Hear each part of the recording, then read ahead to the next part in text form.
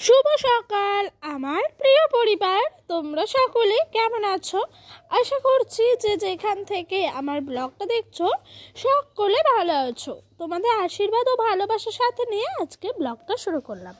এখন বাজে ঘড়ির কাঁটায় ওই সময় হলো তোমার সকাল 9টা মতো। তো আজকে জানো তো একেবারে রান্না নিয়েই চলে আসলাম ভিডিওটা শুরু করতে। তো সকালে জানো তো রান্নাবান্না সব কিছু খাওয়া দাওয়া শেষ হয়ে গেছে এরই মধ্যে। তো এখন চালটা মেপে নিলাম, মেপে নিয়ে কিন্তু কলের পাড়ে এসছি ভালো করে চালটা ধুয়ে নিতে।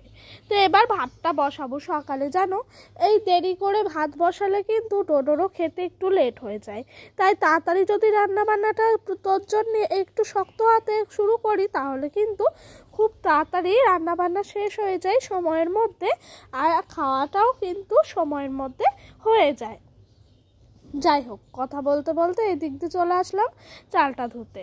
তো চালটা জানো তো এতটাই ভালো, সেরকমভাবে ধুতে হয় না, একবার কি দুবার ধুলেই তোমার সমস্ত নোংরা বেরিয়ে যায়। আর এক একটা চাল আছে দেখবে ধুয়েই যায় তবুও কিন্তু তোমার নোংরার জলটা বেরিয়েই যায়। তো এই দিক থেকে কিন্তু চালটা আবার খুব ভালো। আবার জানো এই চালটা না অনেকক্ষণ টাইম লাগে ভাতটা হতে। যাই হোক, সব কিছুর একটা ভালো দিক থাকে আবার খারাপ দিকও থাকে। আর এই দিক দিয়ে চলে এসেছি এই যে বিস্কুটটা ঢেলে নেবো বলে। তো বিস্কুটটা জানো তো কদিন ধরে মা এনে রেখেছেন, তো আমাকে বলে এই ঢালিস আর ঢালতেও আমার খেয়াল থাকে না। দেখো, তো এই দিক দিয়ে কিন্তু বিস্কুটটাও ঢেলে নিচ্ছি। আর ডোডো তো আছেই, খাবে, খাওয়ার থেকে কিন্তু নষ্ট করে বেশি, সেই কারণেও কিন্তু ওর সামনে ঢালতে যায় না। কিন্তু আজকে কি করব, খেয়াল ছিল না, এই এক্ষুনি মনে পড়লো আর এক্ষুনি কিন্তু বিস্কুটটা প্যাকেট থেকে কেটে ঢালতে চলে আসলাম। আর জানো তো বন্ধুরা, একটা মেয়ে যখন শ্বশুরবাড়ি থেকে এসে বেশ কিছুদিন হয়ে যায় বাপের বাড়িতে থাকে, তখন কিন্তু বাপের বাড়ির আশেপাশের সমস্ত লোকজন বলতে থাকে কবে যাবি বাড়ি, কবে যাবি। আর কি বেশি দিন আরও হয়ে গেলে তখন বলতে থাকে ঝগড়া অশান্তি হয়েছে শ্বশুরবাড়িতে, সেই জন্যই বাপের বাড়িতে এসে মেয়েটা পড়ে রয়েছে। এরকম হাজারো খারাপ কথার সম্মুখীন কিন্তু প্রত্যেকটা মেয়েকে আমার মনে হয় হতে হয়। তো এরকমটা আমার সাথেও প্রতিনিয়ত হয়ে চলেছে জানো। যাই হোক, কথা বলতে বলতে ডোডো দেখেছো কি করছে এদিক দিয়ে দুষ্টুমি। দেখো, এই যে ফ্রিজটা খুলেছে, খুলে হালকা হালকা ঠান্ডা আছে তো সেটার মধ্যে দিচ্ছে আর লাফ দিয়ে উঠছে, আর ওর ভীষণ মজা হচ্ছে জানো।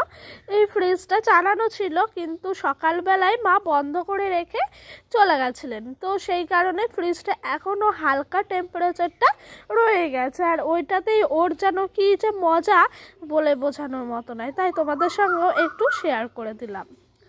আর জানো তো মেয়েরা যদি বেশি দিন বাপের বাড়িতে থাকে তখন আশেপাশের লোকের থেকেও কিন্তু বাড়িতে যে সমস্ত বাড়ির মেম্বাররা থাকে তারাও বলে আর কতদিন থাকবি, বিয়ে হয়েছে, শ্বশুর বাড়ি তো থাকতে হয়, বিয়েটাই কিন্তু শ্বশুরবাড়ি, বিয়ের পর শ্বশুরবাড়িটাই কিন্তু আপন বাড়ি। কিন্তু জানো তো মা কখনো বলে না, মা তো মাই হয়, মার সবসময় আবদার থাকে তুই তো আসিসই না, অনেক দিন পর আসিস, থেকে যা। সেরকমভাবে কাউকে বোঝাতে পারি না, বলতে পারি না যে বাপের বাড়িতেও কিন্তু মেয়েরা থাকতে চায়।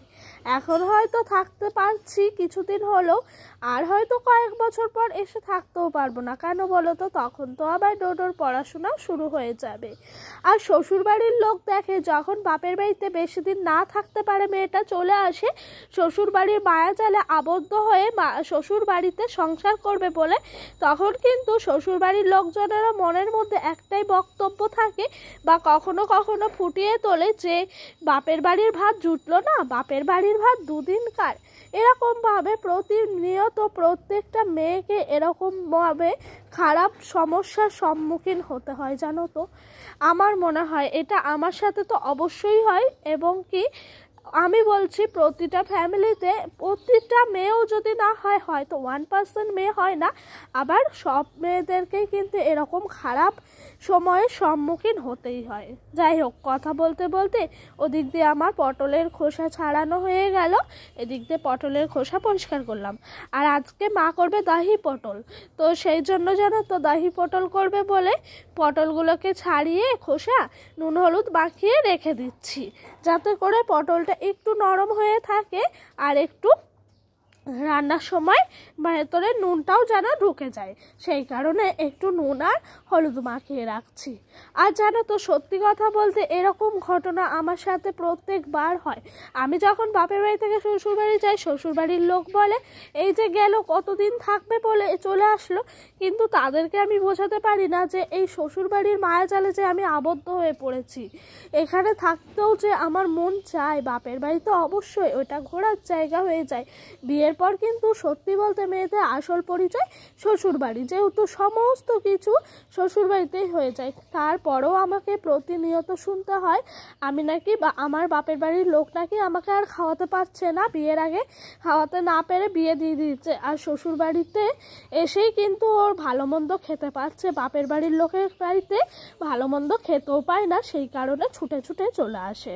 সত্যি এরকম খারাপ সম্মুখীন যে প্রত্যেকটা মেয়েকে হতে হয়, এই খারাপ সম্মুখীন যে কবে মেয়েদেরকে মানে করা হবে না, সেই দিনটার অপেক্ষায় আমি আছি। কিন্তু জানি এটা হয়ে আসছে পরম্পরা, এটা হবে, হচ্ছে, হতেই হবে।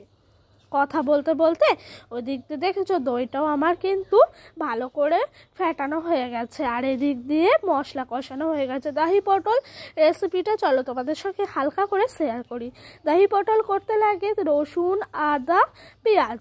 তো তোমার ওইগুলো ভালো করে পেস্ট করে নিতে হয়, তারপর তেলের ওপরে কিছুটা পেঁয়াজ কুচি দিতে হয়, তারপরে তুমি স্বাদ মতো হলুদ নুন দিয়ে ওই পেঁয়াজ আদা রসুন বাটাটা দেবে, তার সাথে হালকা করে একটু জিরের গুঁড়ো অ্যাড করে দেবে, দিয়ে ভালো করে মশলাটা কষানো হলে আগে থেকে ভেজে রাখা পটলগুলো তার মধ্যে দিয়ে আবারও ভালো করে কষাতে হবে। কষানো হলো, তারপর গ্যাস বন্ধ করে দইটা দিতে হবে। তাহলে কি হয় বলো তো, তাহলে দইটা না কেটে যায় না। আর যদি গ্যাস অন করে দইটা দেওয়া হয় তাহলে দইটা কেটে যায়, মানে ছানা কাটা হয়ে যায়, তখন আর ভাল লাগে না খেতে। তাই আমি গ্যাস বন্ধ করে দইটা দিলাম, তারপরে একটু জল দিয়ে দিল মা, যাতে করে দইটা একটু ফোটালে তোমার ভেতর টক জিনিসটা যে ফ্লেভারটা সেটা ঢুকবে, সেই কারণে এটা করা। রান্না শেষ হলো, এবার ঘর দুয়ার ঝাড় দেওয়ার পালা। আর জানো তো, আমাদের এই রান্নার জায়গাটাই ভালো করে ঝাড়ঝুড় দিয়ে পরিষ্কার পরিচ্ছন্ন করে নিচ্ছি। আমার না সত্যি বলতে বাপের বাড়িতে এসেও এক দণ্ড বসে থাকতে ইচ্ছা করে না, মনে হয় মেয়ে হয়ে জন্মেছি তো কাজ করার জন্যই, তাই না বলো?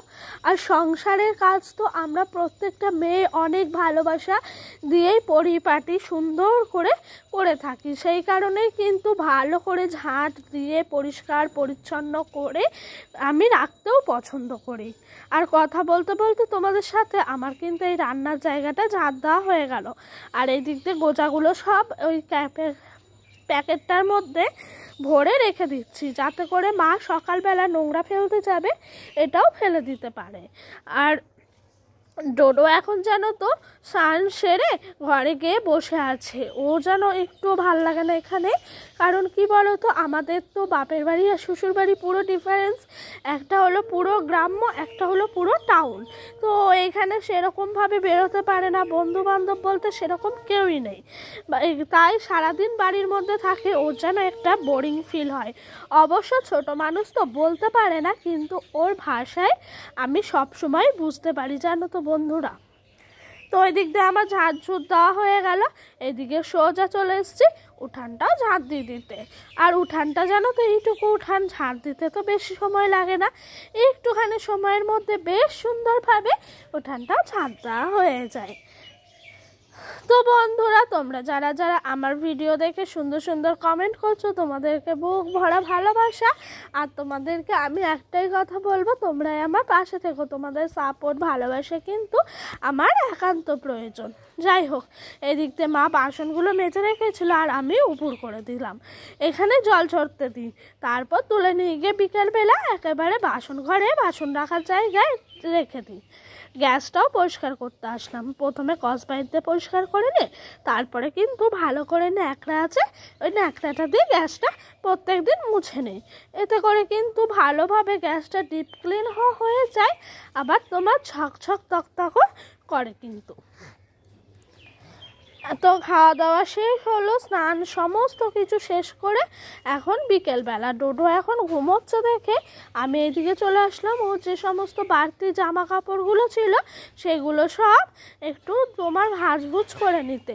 আর জানো তো মেয়েদের বিয়ের পরে এমনটাই হয়ে থাকে যে মেয়েরা বাপের বাড়িতে আসে শ্বশুর বাড়ি থেকে যে ব্যাগটা নিয়ে সেই ব্যাগটা কিন্তু ঘর পর্যন্তও পৌঁছায় না, এই তোমার বাড়ির একটা কোণে ঘরের পড়ে থাকে। আর সেই সমস্ত জিনিসগুলোই কিন্তু মেয়েদের বেশি বুকের মধ্যে আঘাত লাগে। আর আমার ব্যাগটাও কিন্তু এরকমভাবেই থাকে যেন ঘরের একটা কোণায় রাখা থাকে, যেরকম অতিথিরা আসলে পরে যেভাবে রাখা হতো আগে সেই রকমভাবেই। সত্যি মেয়েরাও একদিন বাড়ির অতিথি হয়ে যায়। যেই বাড়িটায় একটা মেয়ে বড় হলেও তারপর তার স্নেহ মায়ার মমতা জড়িয়ে থাকলো সেই বাড়িটাও মেয়েটাকে ত্যাগ করে দিতে হয়। মেয়েদের জীবনে ত্যাগ করতে করতেই মেয়েদের জীবনটা শেষ। দেখেছো একটা কোনায় বেশ জামা কাপড়ের ব্যাগটা রেখে দিয়েছি স্তূপ করে। তো এখন জানো তো ভীষণ গরম লাগছে, তাই কলে আসলাম, এসে একটু মুখ টুকে জল নেব, নিয়ে একটু ফ্রেশ হয়ে নেব। আর জানো তো আমি না বিকালবেলায় বিয়ের আগে রোজ ঘুম থেকে উঠে মুখে টুকে জল নিয়ে সুন্দর করে সাজুগুজু করে বান্ধবীদের সঙ্গে ঘুরতে যেতাম। আর সেই সমস্ত বান্ধবীদেরও এখন বিয়ে হয়ে গেছে। এখন যেন এই জায়গাটা আর ভালোই লাগে না, মনে হয় এই জায়গাটা আমাদের নয়। বিকেল গড়িয়ে সন্ধে, ঝড় উঠেছে, তুমুল ঝড়। তোমাদের সঙ্গে একটু শেয়ার করলাম, হয়তো ভালো বোঝা যাচ্ছে না। আর এই ঝড় দেখেই কিন্তু আমি মাকে আবদার করলাম, মা ফুলকো ফুলকো লুচি খাবো। ভীষণ লুচি খেতে ইচ্ছা করছে এই ঝড়ের জন্য। ঝড় বৃষ্টি এগুলো কিন্তু হয়েই যাচ্ছে। তো মা বলছে সত্যি কথায় আজকে যেন এই দিনটা লুচি খাওয়ারই দিন। দুজন মিলে মা মেয়েতে লুচিটা খেতে চলে এসেছি। আমি ময়দাটা মেখে দিলাম, মা লুচিটা বেলে ফুলকো ফুলকো লুচি ফুলিয়ে ফুলিয়ে ভেজে নিচ্ছে। তো বন্ধুরা চলো লুচিটা ভাজতে ভাজতে তোমরা কে কোথায় থেকে আমার ব্লগটা দেখছো অবশ্যই কিন্তু কমেন্ট বক্সে কমেন্ট করে জানিও। আর এই দিক দিয়ে দেখেছো বন্ধুরা এখনো অবধি ঝমঝম ঝমঝম করে বৃষ্টি পড়ছে। আর এই যে গরমকালে এই বৃষ্টিটা দেখতে কি যে শান্তি লাগে কি বলবো। আমি কিন্তু এখান থেকে এক ফোঁটা বৃষ্টির জল ধরে নিলাম, ধরে নিজের মুখে মেখে নিলাম। এদিক দিয়ে মায়েরও রান্না বান্না সমস্ত কিছু শেষ, ঘুগনি করেছিল আর আটা মেখেছে যেই থালাতে সেটাতেই আমি নিয়ে নিলাম, আর এঠো করলাম না। আর কিছুটা কিছুটা করে তরকারি ছিল, তাই মা বললো এইখানেই খেয়ে নে।